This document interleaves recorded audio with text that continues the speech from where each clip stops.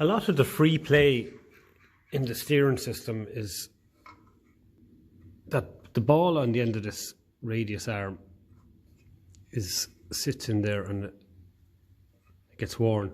So you take off this and you put in a little bit of metal, a bit of sheet metal. They used to put a halfpenny in years ago. So the other side is tight, but if you watch that, you'll hear the rattle.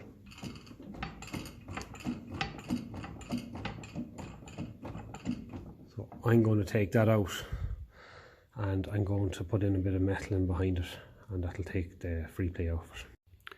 So I'm after tapping in a bit of sheet metal there, and when I tighten up this foot peg it'll shape it, and I'll know if it's thick enough because there should be a little gap between that and the gearbox. So I'll give it a tighten up and see how it takes to it. So now when you shake the steering wheel from side to side, give it a turn, there's no movement in and out of there. So that's after tightening up nicely. There was a little knocking sound from here, so I tightened up that. A lot of the time when they get loose they start wearing, so you don't really need to get a new bolt if you can tighten it. But I will be taking off this front axle when I'm doing up the governor rod seal, so that timing cover will be coming off.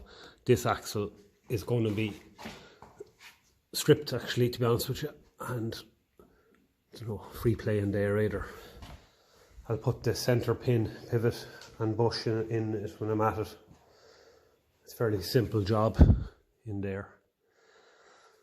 So yeah, that's another little job that I can do. Another thing I see here is the collar washer off that is missing. So I think I know I have a new one. I think I might have an old one. I'll see, I'll look through and fit something on there.